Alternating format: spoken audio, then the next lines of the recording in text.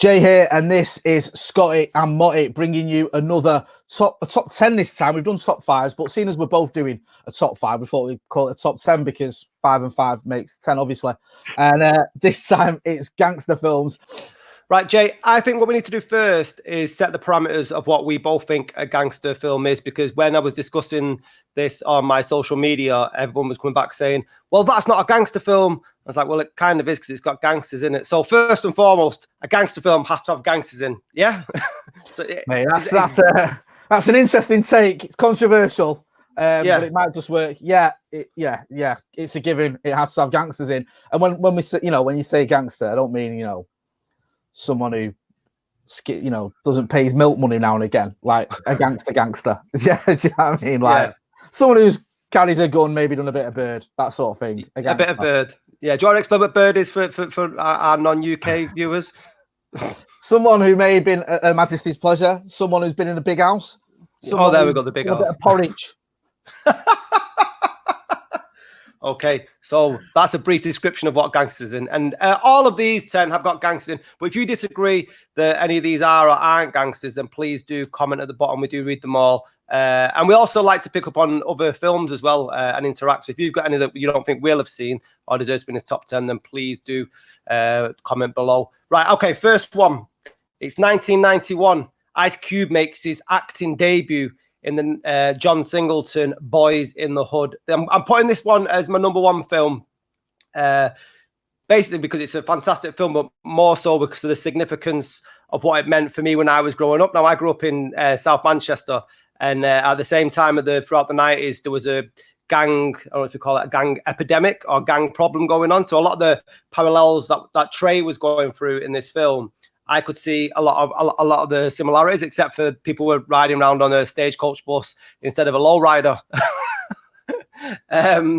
But this film's absolutely brilliant. It broke the mold for I think black films. Before Boys in the Hood, there were very few. I think black film was probably seen more in a cult status. It was black films for black people. Would you agree? Would you agree with that take, Jay?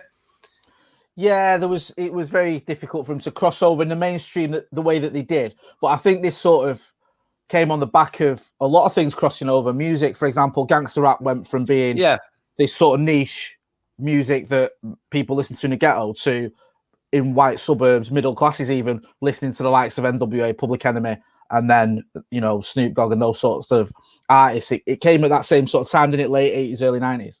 Yeah, I mean, 91, I think that was the debut of Dr. Dre's The Chronic, and obviously NWA were I think they just broke up before this came out. But like I said, it broke the mold for a lot of black films. And when I mentioned this on my social media, everyone was saying it's more of a coming-of-age film, but he comes of age where he's surrounded by gangsters. And it's just to see that sort of the storyline when everybody my age who came from better off backgrounds was watching Stand By Me or The Goonies, and I couldn't feel any affinity with them characters. I was more with Trey, Doughboy, and Ricky. So there's a bit of a difference between the Ricky in that and the Ricky that we're used to in EastEnders or whatever. Yeah, that might have been more EastEnders Ricky. I thought that's what you were doing. I apologise. My South Central LA accent isn't fantastic. More Bianca Jackson, yeah. But yeah, I just think it's a fantastic film, and it's the stuff it discusses as well. There's a great line in there from Lawrence Fishburne, who plays Trey's dad, where he's talking about gentrification. Do you remember that? The line where he's going about how I think it's black people need to own more of their own property. Black owned with black money, and he refers to like the Jews, the Italians, the Mexicans, and the Koreans in that. And now, if you look, it's hard to believe this film is going to turn 30 years old next year. But it's an interesting take I got off this was when you look at I don't know, would you call black people? No, are the immigrants up? Were the immigrants off? I know they were taken not by choice to America, but they seem to be the last people, the last race of people in America, maybe outside the Mexicans, to actually get any sort of power. So this seemed really sort of projection of where we are as a black culture and where we need to go beyond. So there was a lot of statements in that.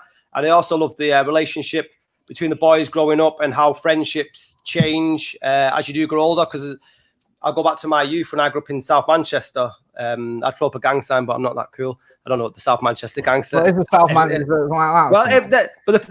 Well, the thing is, it was Longside Levy, but now that means like loser, don't it? So I don't think that's the coolest thing to be throwing up nowadays. But basically, so my best mate, when we were growing up, he'd be camping around at my house and stuff like that, and stay over. And he ended up becoming one of the head leaders of one of Manchester's biggest gangs, and then now he's serving a double murder sentence. Do you know what I mean? And I could see the parallels between that and where his life changed and mine. And I think that's why I've just got such an affinity with the film. And it's fantastic acting as well for it. For Ice Cube, when you've ever seen any rappers become actors, a lot of them are shit. You know, let's be honest. I don't think they're very good. Cuba Gooding Jr. as well. That was probably his first major role, wasn't it, as a breakout? And then he went on to other things. And then there's loads of great lines in there, like what's it? Any man can make a baby. No, any man with a dick can make a child. It takes a real one to be able to raise it, or something along that. I'm paraphrasing. Sorry, Lawrence Fishburne. And it also was nominated for 2 Academy Awards as well, which is, you know, for like, again, like I say, for that type of film in that era. It's just like South Central LA early 90s was a catalyst for the culture moving forward. So first on the list, Boys in the Hood. Just a couple of things. Is that, well, we're not discussing this, so we'll discuss it now. Are these in any particular order? When you say first, is it just the first one up, or is that your top film? Or are you just doing them in? No, I'm not doing it in order. I think the way I've done it is just purely on, I want to get that one first because it's probably got more of a sort of personal narrative with it. And just as a disclaimer, this list will probably change next week when I'm asked. I'm the same, mate. You ask me a different day of the week, you probably get a different answer. So yeah, I'm the same. This is like my top 5 in any order you can put them in. Really, again, like you, they'll change. A couple of things. One, John Singleton died last year, didn't he? Massive loss because he was 21. I think. 51, I think. 21 when and then 51 he died. Is incredible. And at a time like this, where we've seen riots recently, you know, this came out around the time of the LA riots over Rodney King beating, so it's very sort of topical because in the film you see police brutality, you see how people feel like it's us and them against the police. Trey, as you mentioned, he gets treated pretty badly, despite the fact he's a straight A student by the police. And now that's topical again. We're seeing it now with the George Floyd killing and the reaction to that. So it's a very topical film, but more than that, it's just an excellent piece of filmmaking. And I can't believe he was 21 or whatever it was when he made it, because like you say, you know, it's just fantastic. It sort of came almost from nowhere, really, didn't it? Yeah. And it was like, it really did sort of smack you in the face, and you know, the performances and everything. I love this film. I'm glad you chose it, because it's almost one of them you forget about somehow. Yeah. You know what I mean? And then when you're reminded of it, you think, fucking hell, yeah, that is an amazing film. And you know, you just said there, it's 30 years old. You put that on today, someone who's never seen that film before, you watch that today, and you'll think that is as relevant now as it was 30 years ago in so many different ways. So I'm 100% with you, mate. It's definitely one worth watching. And I was like you, I watched it as a kid, and I had a few mates who got into shit that they shouldn't have done. And it is, you know, it sort of brings it home to you. You see it in that film how certain things play out, and certain people in the friends group go in a different way. So yeah, really great film. Glad you chose it. Cheers, and it's a shame we haven't got John Singleton around today, because I think he'd have a lot to say about what's going on. But no, good stuff. For my first one, do you know what? I'm going to get the obvious one out of the way first, because when I was thinking of my top sort of 5 lists of gangster films, we both agreed on a couple of them. But other than the 2 we agreed on straight away, the one that sprung out for me, and it is obvious, it's not a controversial pick or anything sort of insightful. It's Goodfellas. You know, I'm sure that everyone who's watched Goodfellas will have it up there or there and thereabouts as one of their top gangster films, because it is just an amazing film on every level you can think of. It's for those who don't know, if you've not seen it, it's a true story based on the life of Henry Hill. It's based on a book by an Italian-American journalist called Nicholas Pileggi. He wrote a book called Wise Guy about the life of Henry Hill. It was he was almost a minor gangster, really. He was part of a crew, but he was Irish and Italian-American, so he could never be a made man. And he was part of this crew that knocked off the airport and committed, you know, robberies and murders and stuff. And it tells you his story, his rise and fall, if you will, from as a kid to as a grown man, with having a wife and kids and everything that goes with being a gangster, and the ups and downs. And it's just Scorsese at the top of his game, really. I mean, Scorsese is one of my favorite directors, and this is one of his best films. I mean, There's so many amazing scenes in it. There's so many. You were quoting Boys in the Hood there. If you've seen Goodfellas, you'll all know that the funny house scene with Joe Pesci. Joe Pesci got an Oscar. He portrays a guy called Tommy, who's a gangster and a bit of he is a psychopath. Joe Pesci plays him brilliantly. Won an Oscar for his portrayal. But some of the scenes in it, they're just fantastic. As I said earlier, Scorsese's really got a feel for this. He grew up in this sort of environment. He wasn't part of it. He always, he was a law-abiding citizen. His family were sort of lower middle class or whatever. But he said he used to watch these gangsters from afar and always be sort of in awe of them in a way, and sort of really interested in that life. So he was keen to make this film, and you can see it. And De Niro's in it as well. And this is De Niro, pretty much as good as he's ever been. And I say that, and I know he's been, he's done Raging Bull and other films like that, but he's absolutely superb in this film. There's a scene where he stood at the bar. He doesn't say anything. He's just stood at the bar thinking. And the soundtrack's great as well. And Cream, Sunshine of My Love kicks in, and Robert De Niro just stood at the bar thinking about, he's basically thinking about murdering all his accomplices. Doesn't say anything. It's just like acting through the eyeballs. It's amazing. And there's so many little scenes like that you just think are unreal. And if you like The Sopranos, you'll notice a lot of the cast as well, because loads of them have gone to feature in The Sopranos. I read somewhere, I think it's like 40 of the actors, including extras, featuring The Sopranos. And it's got that thing in The Sopranos as well, where there's light humor, there's comedy in it as well, almost, with dark comedy, with in between the sort of the stabbings and the killings. There's little bits where they are having a laugh with each other. They do have a sort of a sick sense of humor at times. Joe Pesci can be quite funny in it, but he's a psychopath. So it's got so many different things. And then you mentioned with Boys in the Hood about being a coming of age film. Goodfellas is almost similar. It's, you see this guy go from a kid to a grown man. So it is a coming of age, but in essence, it's a gangster film with the likes of De Niro, Ray Liotta, Joe Pesci, Paul Sorvino as well, and Lorraine Bracco, all at the top of their game. But most of all, this is Martin Scorsese just doing what few filmmakers can do, and he just gets it absolutely spot on. I just can't recommend it enough. If you want to watch a gangster film, then this should be pretty much top of your list. Yeah, I completely agree. The Goodfellas marginally just below Godfather, I would say. But yeah, it's absolutely a fantastic film. It's like you said, the quotables. Was it when it kicks off? All I ever wanted to be since I was young was a gangster, and then into the music and stuff. But I love that about. I know it's very similar to some of the films that I've mentioned. Is that the best gangster films? Straight away, you sort of immersed into their world. Like in Boys of the Hood, they discover the bodies pretty much straight away, don't you? It's like, oh shit, we're here now. And do you know what I mean? It's like, welcome to my world. But it's a good point that you make regarding the sense of humor, because that humanizes the gangsters. Do you know what I mean? I think if they're too one-dimensional and it's just like, oh, we just go around shooting people and it's all just about business, blah blah blah. But the sick sense of humor. But Joe Pesci, fucking brilliant in Goodfellas. I forgot that he actually won the Oscar for it. Was that when he gave the forward Oscar speech? So this is why me and you, mate, Scotty, spot on. Yeah, one of the shortest acceptance speeches, if not the shortest in Oscar history. I think he said, "Thank you, it's my privilege." See you later. Just drop the mic. So, yeah. Next time, Joe, get someone else to pick it up, if you can't be bothered.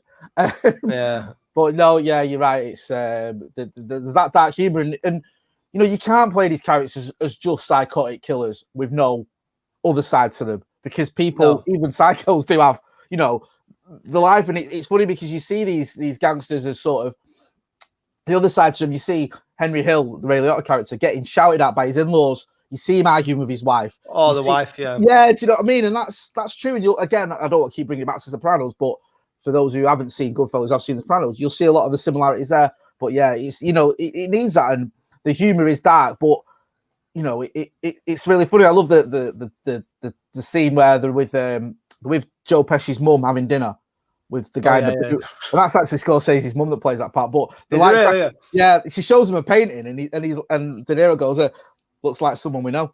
And it's literally the guy they've got in the boot. And it's just like those little bits of really dark humor that you can't help but just laugh, like piss your sides at, because it is just hilarious. And but very dark as well. It's one of those films that if it's on and you've seen it 100 times, you can sit and watch it. Yeah, definitely. The cast in that, I think maybe De Niro might have surpassed it, but I think pretty much across the board, all of them, that was the pinnacle of their game, wasn't it? I think they all sort of played roles. I think Lorraine Bracco, who went on to be Dr. Melfi, she's absolutely fantastic when she plays Henry Hill's wife, because you sort of see the transition in Ray Liotta's character, where he becomes addicted to coke, but where she becomes more accepting of the atmosphere around it and stuff. Her character is absolutely brilliant in it. And just before we move on, I just want to talk about Scorsese's directing in that film, because Scorsese is a huge Fellini fan, and Fellini was all about movement. And there's a brilliant scene where they're walking through the restaurant, where he's bringing her to the restaurant, for the first time, to sit down with the gangsters and stuff. And Copacabana, yeah. Yeah, Copacabana, and then they're walking through the kitchen. It's all taken in one shot. And Scorsese is very big on that. He always says that movement should be all constant throughout the film, and even if the characters are stationary, the camera's always got to be moving, because then people are thinking that something sort of is happening. You don't really see in Scorsese the long sort of monologues that you'd probably see in a Coppola film, like The Godfather, where it's just lots of dialogue and stuff. I believe now the Quentin Tarantino film, if we want to go down the dialogue route. Yeah. And he's a director that can't touch Scorsese for my money. But yeah, it's just like everybody just seems, it's like the Goodfellas cast is probably a Man United 99 team. Do you know what I mean? Great analogy, mate. Yeah, no, it is. I know I said, De Niro's, so, like I said, you can look at maybe Taxi Driver and Raging Bull, where you think those are his iconic performances, but this is up there for me. This is probably, even though it was 30 years ago, possibly his last massive iconic performances as Jimmy Conaway. He really is. I think he's almost underrated a little bit in this film, because I think people also massively think of his other roles as being better, but yeah, this is it's just unreal. And it's a good point you made as well about Lorraine Bracco, because she was actually offered the Carmela role in Sopranos. Oh, really? Right. And she didn't want to do it because she'd done that with Karen Hill, so she chose Dr. Melfi because she basically had the choice, because she wanted to do something different. She's done the mafia wife, so she wanted to do something a little bit different. And I'm glad she did, because I love Edie Falco in Sopranos as well as Carmela. It's funny, isn't it, when some parallel universe where these roles are different and stuff like that. 100%. I just can't imagine that. Right.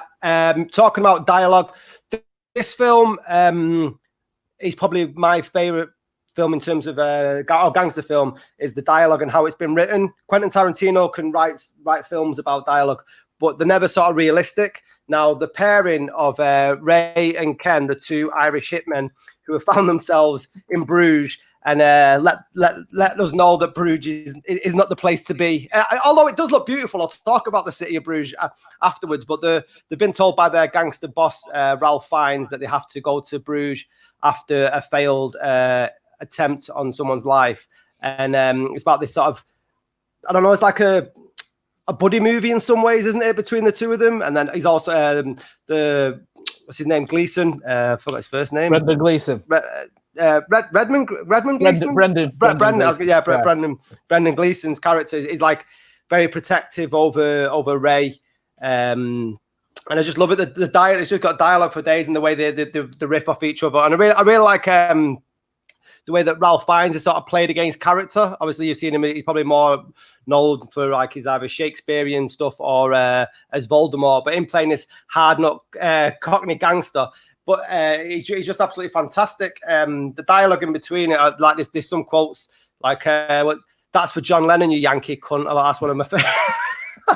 Do we have to put something in the disclaimer here now I've said that word? Mate, we're all right. It's fine. Yeah, we're and I was like, I'd never hit a woman, Chloe. I'd hit a woman who's trying to hit me with a bottle. That's different. That's self-defense. And then, but there's just, and then the conversations about Bruges, and then it gets really impolitically correct, and I'm a bit nervous whether to repeat these on YouTube because they might be snipped. And then are you implying that people would clip something up and take it out of context? There's a means. I definitely. Well, maybe not for now. Like, but years down the line when they become a millionaire and shit. Yeah, this is it. In 2020, did you know that Scotty said this on a podcast? Yeah, well, they talk about gay beers, and they also talk about like, is it dwarfs? Is that the right term? I don't know. I don't know. Little people. Yeah, little people. And then the drug scenes are fucking brilliant. And then I really love the scene where they're in the Big Bell Tower in Bruges, and it's between Brendan Gleeson and Ralph Fiennes' character, where they've actually got gangster etiquette.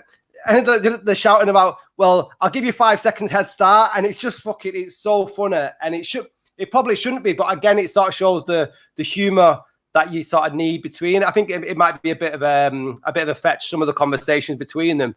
And Brendan Gleeson's one of my fans. I absolutely adore him. I think he's effortless. I don't think he gets the credit he deserves as an actor.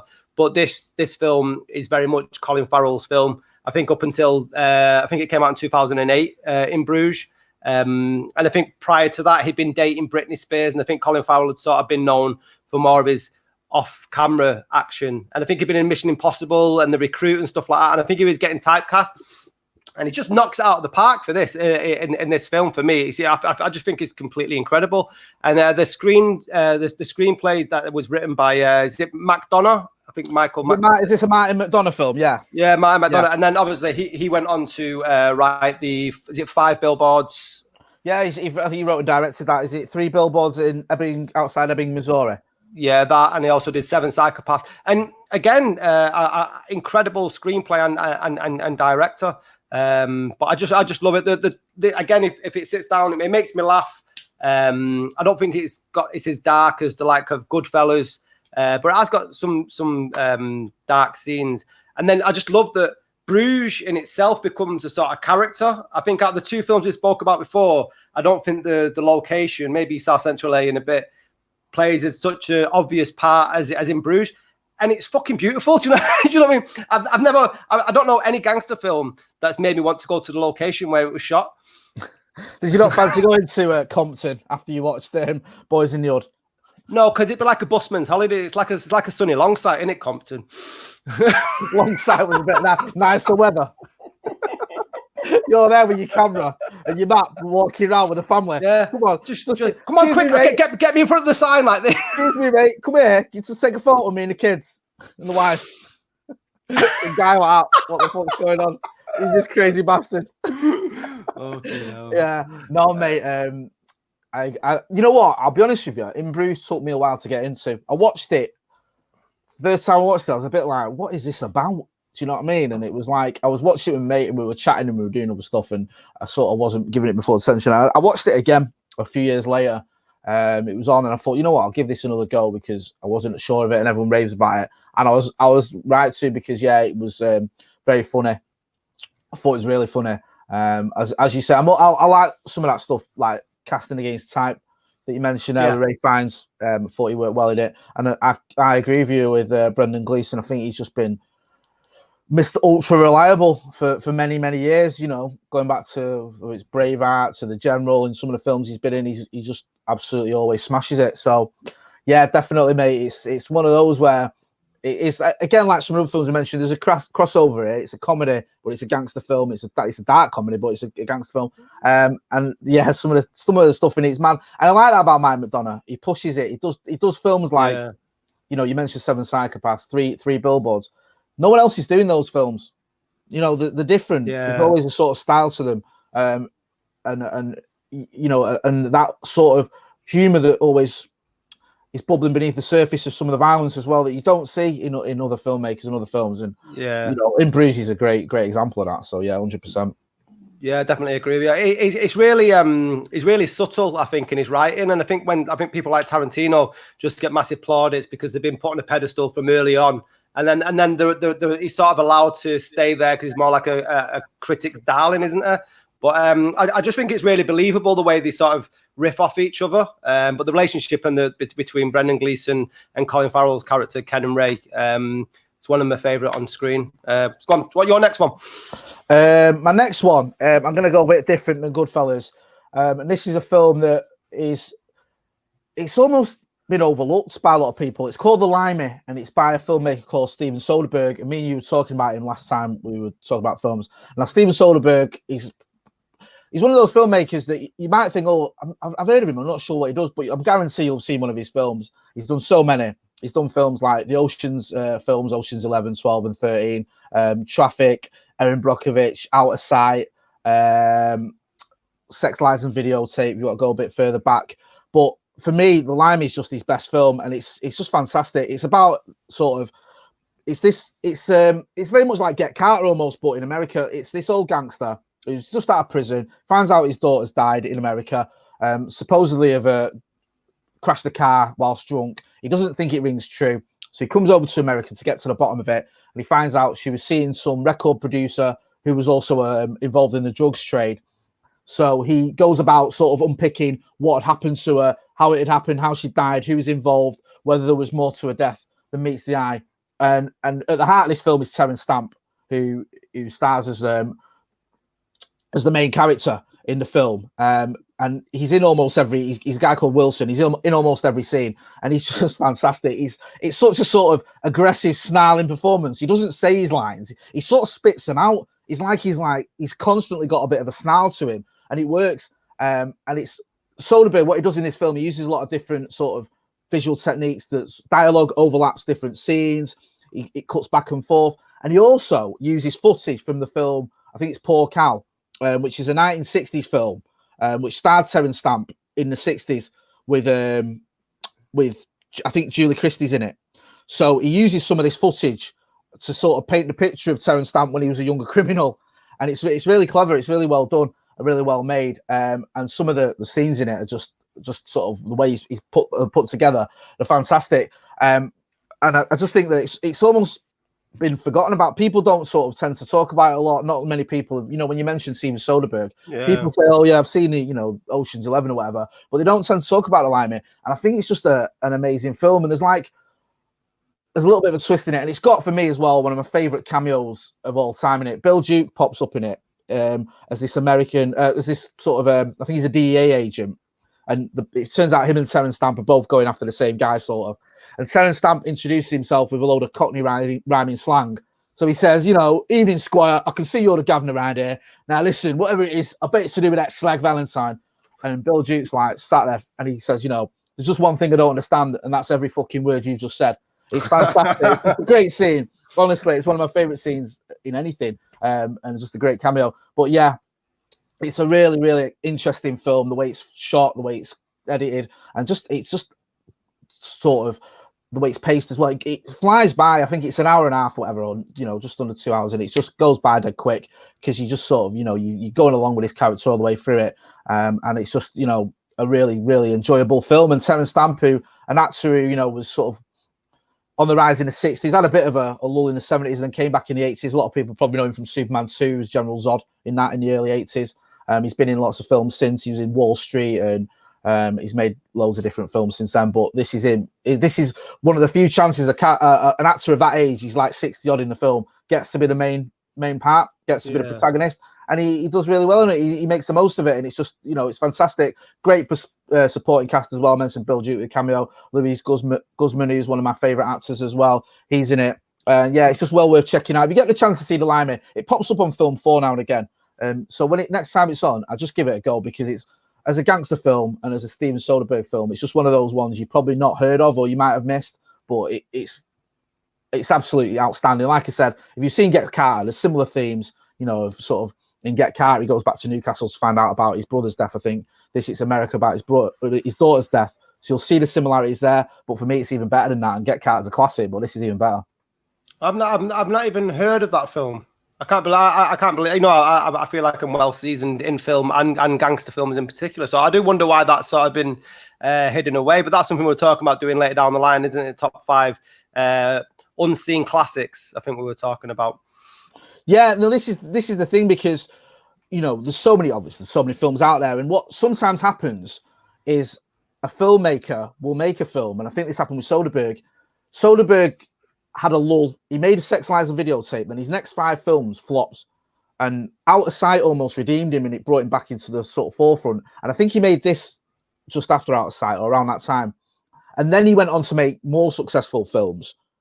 And then what happens is people sort of go back, if that makes sense. They look, after they've seen, say, Ocean's 11, 12, 13, or after they've seen Traffic, or they've seen some of his other successful films, they say, okay, well, what else has he done? What other films has this guy made? Let's go and have a look at it. So his earlier work gets revisited, where if that makes sense, because he made this in '99, and then when Ocean's 11 came out in 2000, and Contagion that we spoke about in 2011, it became, he's a big, massive sort of superstar filmmaker now. And people might go, oh, okay, I've not seen some of his earlier films. What has he done in the past? And The Limey might be one of those films that people sort of, when they're trying to get into his films, go back to. And I think it should, because for me, it's just simply his best film. It is.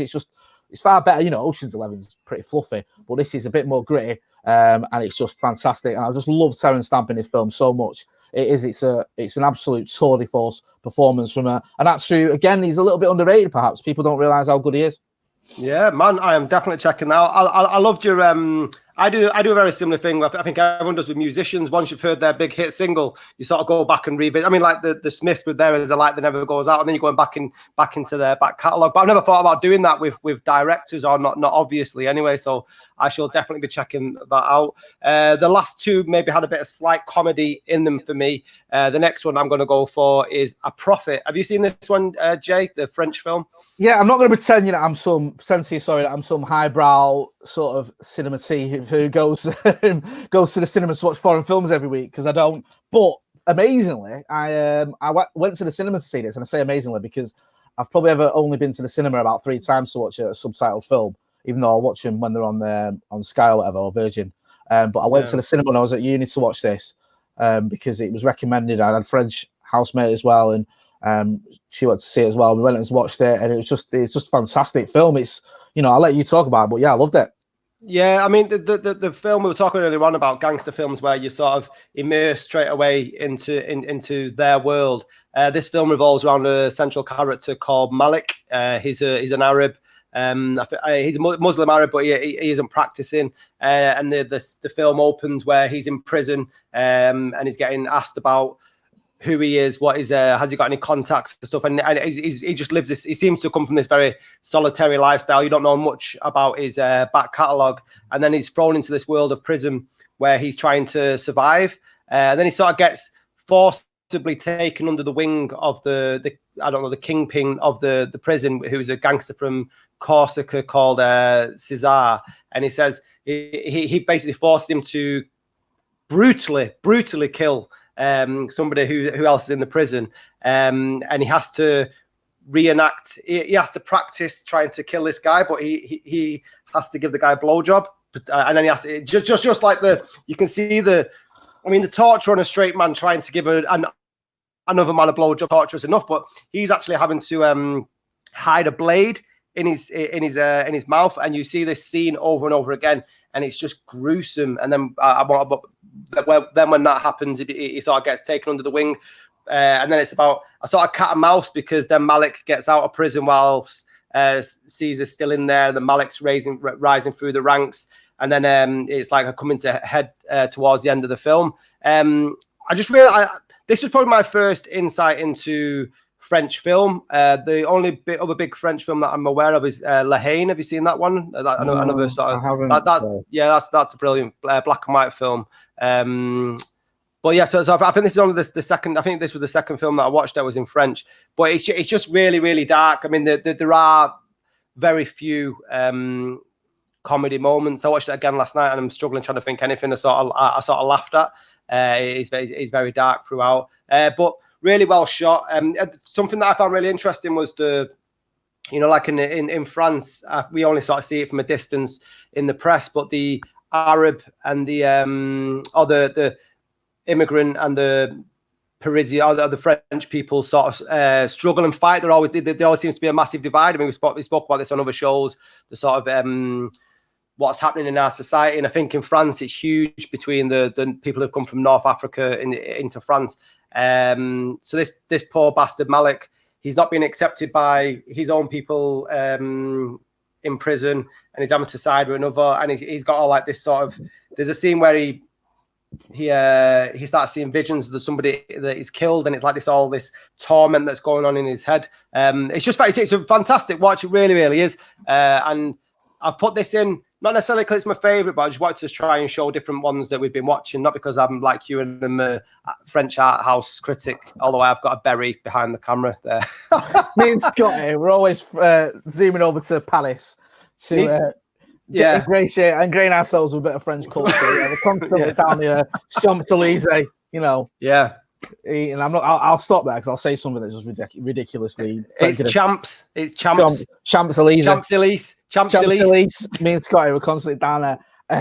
Mate, I tell you what. If any of my children ever sort of start breaking the law, I'll sit them down and make them watch this film because it's enough to put you off prison for the rest of your life.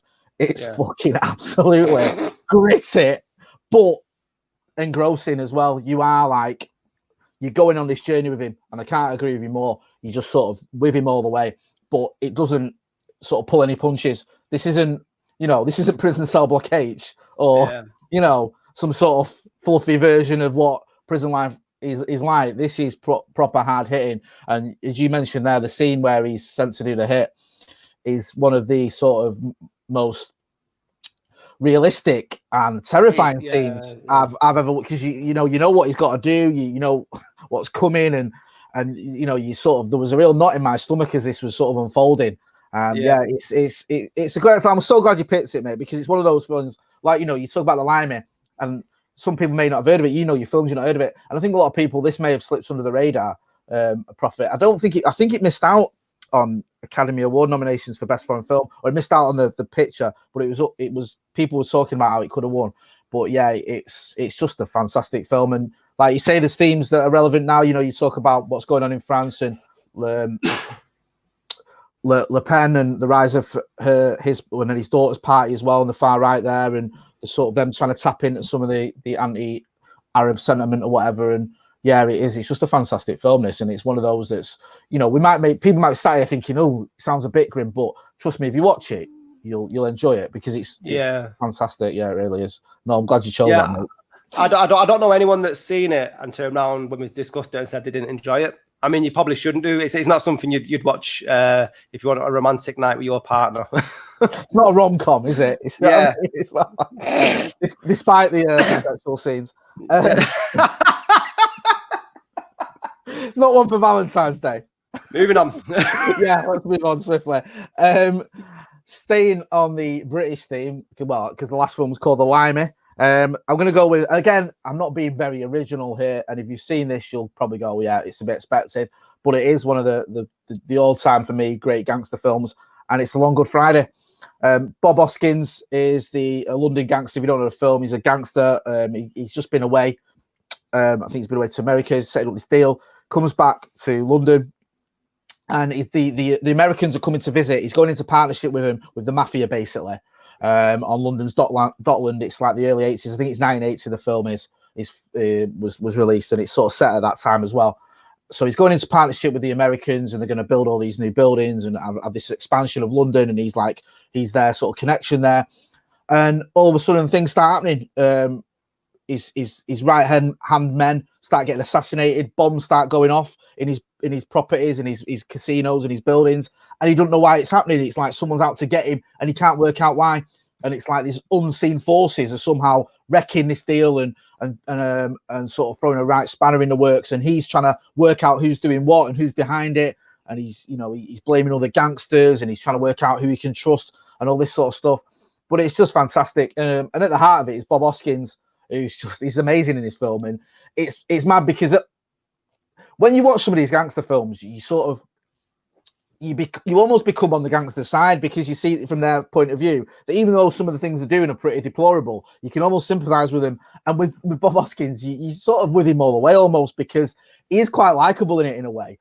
He's got a little bit of an oafish charm, and despite the fact, he's obviously, he's not exactly an angel. You sort of go along with him and you fear for him at times, and you're like, what is going on, because you're not sure as a viewer as to what's behind it all. And then it becomes clear what's happening and how he deals with it as well. And it's just fantastic. It's a fantastic film. Bob Hoskins is at the top of his game. It's probably his career best performance. And I think it's easy to dismiss Bob Hoskins as a sort of cliche, a company, it's good to talk type actor, and he's not. He's a lot better than that. And I think if you watch some of his films, you see him in Mona Lisa, you see him in this. He's got a great cameo in Nixon by Oliver Stone. He plays J. Edgar Hoover. He's a very talented actor, very good actor, and he's excellent in this. Helen Mirren's in it as well. And again, Helen Mirren, she's in this before she became Dame Helen Mirren that everyone loved, but she's superb in it as well. And And there's lots of sort of TV actors from Britain that you'll recognise. The guy at Casualty, isn't it? Charlie out of Casualty, isn't it? A few others as well. And it's just a great film. And again, there's little bits of humour.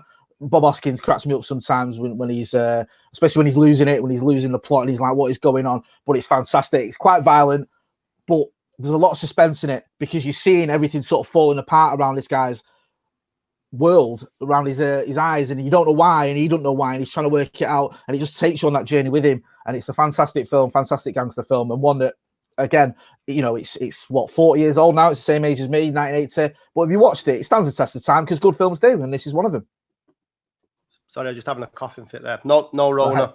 No Rona, yeah. No Rona. This is one that I see advertised, and this is on Film 4 a lot, isn't it? I think. Yeah, I think it is. And I've never seen it. I am a big fan of both Bob Hoskins and Helen Mirren. Bob Hoskins is that unicorn that is a Cockney actor. I mean, a Cockney actor that can actually go beyond his persona. If you know, we've spoke about Ray Winston and Danny Dyer and in the past, but he's got the ability to do that. He's been on many fantastic films. So Long Good Friday, is it called? Yeah. Was it 70s that? I think it's 1980. Let me just. I've got a little thing here. I think it was released it was released in 1980. So it's sort of filmed late 70s, early 80s. Well, as I said, obviously it's set in that time, but it stands the test of time. Good films, don't matter whether they're from the 40s or from the 90s, whatever. They'll stand up to viewing now. And this does. It's just it's just a great film, and it's got that suspense because it's building towards something. The whole film. As you're going along, you can see you can almost see this isn't going to end happily for anyone. And it builds towards that, and it's just great. It's a real sort of, you're taking on this journey with him, and you're trying to work out as he is what the fuck is going on, and it just works superbly. And the last scene in this film, I'm not going to spoil it for you, but the last scene with no dialogue is one of my favourite scenes in cinema. That's enough reference for you to go and watch that film and let us know if you agree with Jay or not. Right, my next film has been described as an orphanage in an abattoir. But I want to tell you, the film is City of God, and I'm representing the Brazil now. But that sort of sums it up really well, doesn't it? An orphanage in an abattoir. The kids run the show in the favelas over there. It is just chaos, mate. If you've not seen this film, have you been hiding under a rock somewhere? Because when it came out, that was the go-to film. I mean, this was, I think, back in the early 2000s, I think it came out. It was around that age. Yeah, I remember watching it, I think, in 2007. I think I watched it 2006 for the first time. So I'm not sure when it came out. It must have been around that time because I don't think it had been out a long time when I watched it. You were late to the party. I thought it was 2002, so it was when me and you were pretty much we're working in Malia. I say working, it's a loose term.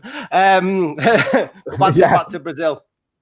So this is about the favelas in Rio de Janeiro, and it basically follows the life of a wannabe photographer called Rocket, and it's how he sort of maneuvers through all the gangs and stuff. But for me, I just loved how there was no parents. There was no adult influence over there.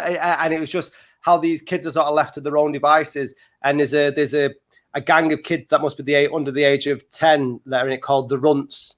And they just run around with guns like kids would run around with a football playing Kirby outside your house here in Britain. If you're watching America, Kirby is where you throw the ball against the curb. But the film opens with this chicken getting shot at. Do you remember the opening scene? Vaguely, so this gangster's shooting at a chicken, trying to kill a chicken for dinner or whatever in the favela. And then the camera sort of follows this chicken running away from this mad gangster trying to kill it. And then the chicken runs through all the favelas and everything that's going on, like drug dealers, police chase and stuff like that. And it wouldn't make you want to go to Brazil. It's not like one for the Brazil tourist board. But for me, my fascination with gangster films in general, I might ask this question to you as well, actually, Jay. My fascination with it and fascination with criminals is that a lot of these people haven't been given the tools or the ability because of their class to take their intelligence or their business nous into what we'll call the ordinary world. but they can, with the parameters that they've got, they're allowed to be successful with the tools that they're given. And I'm always a massive admirer of that, for rightly or wrongly. I mean, we'll touch on The Godfather in a bit, but there's a great line there where Kay Adams says to Michael that senators and presidents don't have people killed. And then he goes, well, who's naive now, Kay? And, you know, and I just think that in the crime world, it's very similar to the sort of business world. And I think sometimes it's frowned upon. And we can take this out into society as well. I'm not getting on one of my rants, don't worry, Jay. But that's what I love. And I always find that really as interesting. For me, it isn't always about the violence in gangster films, but more the sort of the strategy behind it. I don't know, football coach, but I just love the way they sort of, all right, this is the shit I've got to deal with. I'm going to maneuver through it that way. And that's always been my massive draw for that. And then in City of God, this lad called Rocket, who wants absolutely nothing to do with the gang culture at all, very much like Trey in Boys in the Hood. But it's forced upon him. And then he has to maneuver. He's in love with a girl. And then there's this fucking batshit crazy bad guy called Blacker. He's fucking nuts, man. He'll shoot everybody. And you sort of see it from different people's point of views. And it's revered. I think did it win an Oscar for best foreign? I think film? So. Yeah, I think it might have done. I think there was a bit of a dispute on it because it's credited as two directors, but apparently one of them didn't really direct, and they fell out over the credits eventually or something. I think there was a bit of an intrigue there, but no, like you say, I mean, what I love about this film are all the little subplots. Like, there's two things I love. There's like the story of Knockout Ned, the story of the apartment, how everyone starts using that apartment and who it goes through. And then at the end of the film, when you see the real Knockout Ned as well, giving an interview from prison, which is just bizarre in itself. What's going on? And all these little sort of subplots and different sort of stories that are going on. And it's ultra violent. It's one of the most violent films I've ever seen, but not in a sort of gratuitous way.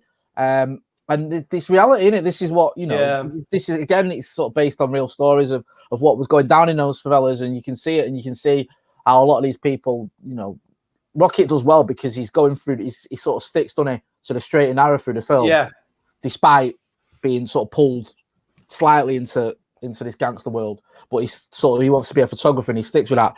But yeah, I mean, you know, you look at it and you think, if you were in that situation, as you said, no parents to speak of, and just the only way out of it almost is to join a gang, then how many of us would do that? It's fascinating, mate. No, I'm glad you picked it, because again, it's one of those that if you haven't seen it, got to go out and see it, and don't be put off by, you know, some people think subtitles. It's quite a long film. I think, is it 2.5 hours? About 2.5 hours. But it doesn't feel, I mean, I think The Godfather can sometimes feel like it is a long film, but there's that much action, and like Jay said, there's that much subplots going on and that many sort of different stories. I think it was a book originally, wasn't it? I think the person who Rocket's based on, it was actually a book, and I think the book's like something like 1,100 pages. Seriously, and it's in Brazil, it's in Portuguese, so I've not read it. We're not that highbrow. We might watch a few subtitle films. We're not sifting through 1,100 pages or whatever it is of Portuguese in writing. No chance. There's other critics for that. This isn't the show. Me that can barely speak English. Yeah. Stop reading Portuguese novels. No chance. Obrigado. Right, Jay. My last one, before we get on to the two we're both going to speak about, is one we spoke about in the past, me and you, Sexy Beast, a British gangster film. I said this last time we talked about it, I'll say it again. There was a spate of British gangster films that came out on the back of Lock, Stock, and by and large, they were fucking terrible. You know, we saw films like Love, Honour and Obey, Rancid Aluminium, that sort of stuff, and it was just garbage for the bin. But this is different. This is a absolutely fantastic film. One of my favourite films of all genres. Briefly, it's a story of basically Ray Winston, playing Ray Winston as he often does. He's a retired gangster, gone to the Costa del Sol to live with his wife. And then Ben Kingsley pops up to try and drag him back to London for one last job. And what I love about this film is just Ben Kingsley in this film is absolutely amazing. Now, Ben Kingsley is obviously famous as a sort of RADA trained actor who played Gandhi and won an Oscar for it. He was in Schindler's List. He's that sort of actor you associate him with those sorts of parts. Yeah, in this, he's a gangster who's basically bullying Ray Winston, and it rings true. At no point do you think this is ridiculous. He's one of the all-time great cinematic villains for me. Don Logan, he's called. He's an absolute psychopath. He's Looney Tunes. And you see it when he's talking to himself. He's just got all these monologues and I saw Ben Kingsley do an interview once when he said there was no spaces or full stops or commas. It was just all these words in a row because he just rants sort of this stream of consciousness. But it's brilliant. It just is. And there's so many great scenes in it. It jumps back and forth slightly. There's like a little twist in it as well. It's really well shot. Ian McShane pops up as well as a bisexual gangster who is just really, really terrifying. He's sort of one of those guys you would not. Don Logan's bad enough, Ben Kingsley, but then Ian McShane takes it to an even more sinister level. And it's just fantastic. And Amanda Redmond's in it as well. And Julianne White, who's an actress who's not in a lot of films, but she's always good stuff when she is. Yeah, just you might be put off because you think, late 90s British gangster film. I've had my fill of them. Go and watch it. It's fantastic. I think it's aged better than Lock, Stock myself. I don't think Lock, Stock's aged as well as that. But yeah, I mean, definitely, I definitely agree with Sexy Beast. The Ian McShane character, it's good that he said he was more terrifying because he's in some ways he's the complete contrast in it to Don Logan. He's just completely sort of subdued. I mean, and the sex scenes, I wasn't expecting any of that. Do you know what I mean? I was like, whoa, what? It's just I didn't know where to put my eyes. Yeah. I was like, what's going on here? And it's great use of flashbacks and that sort of technique as well. And it's just honestly the way it sort of builds up to the end, and you're never quite sure what has gone on in the past and what's led to what's going on now. You're trying to work it out, and then when it sort of is explained, you're like, all right, this makes a lot of sense. And again, you have that thing where you're with Ray Winston's character, Gal Dove. You feel for him because he doesn't want to come back to London to do his job, and he's got this absolute psychopath at his Spanish villa telling him he's gonna. And it just works. It all works so well. It all clicks in. The character, the dialogue, as you mentioned. I would never put Lock, Stock in my top 5 gangster films. I thought it's a good, enjoyable film when it came out, but it's all right. It's good. It's not for me a classic. Whereas Sexy Beast is as close to a classic in this genre of recent years that you're going to get. I think it's just. It just does what you want from a sort of British gangster film. It's got that element of suspense in it. It's got that sort of violence and that humour as well, that black humour that you love in gangster films is in there as well. And Ben Kingsley, it's one of his all-time great performances from an all-time great actor as well. Definitely agree. Right, I've got a suggestion, Jay, because those that haven't watched the previous show, this whole conversation came from Stephen King's tweet. And what the tweet is that if Godfather 1 and 2 are the greatest gangster films, what are the other 8? So that's what spurred me and Jay on to give 4 each. Now we've got 4 minutes left, and I don't think we're going to be able to justify talking about Godfather 1 and Godfather 2, the both greatest gangster films of all time, if not the greatest films of all time, in 4 minutes. I just don't think it's going to do anything. We can do this. We can. Right. In 3 minutes. In 3.5 minutes. Yeah. Right. Okay. Right, you can go. You go. Pick 1 or 2 and just quickly tell us why it's so amazing. Godfather 1 is the greatest film on earth because it's got more layers than an onion that's the size of a beach ball. If that makes sense. We'll talk about the onion's this big. Yeah, it's mad in it because Godfather 1. What's fascinating for me about that film as well is almost like how it came to be made. Coppola almost got it by default. Yeah. And obviously he wanted Brando. The studio didn't want Brando. He got Brando in the end. And then obviously Pacino. He wanted Pacino. The studio didn't want Pacino. What James Caan is there? Or Robert Redford was supposed to be Michael. Yeah, which would have been the worst bit of casting in the history of cinema. And it was like, gangster films never made any money at the time, and the studio were a bit like, not really bothered about it. And at the time of making it, went on to become, I think, the most successful film financially of all time, up until obviously Jaws or whatever. But yeah, I mean, it's Godfather. It's just there's so, like you say, there's so many layers. It's about family. It's about I think Coppola called it a commentary on capitalism, the rise of capitalism in America. So it deals with those sorts of themes as well.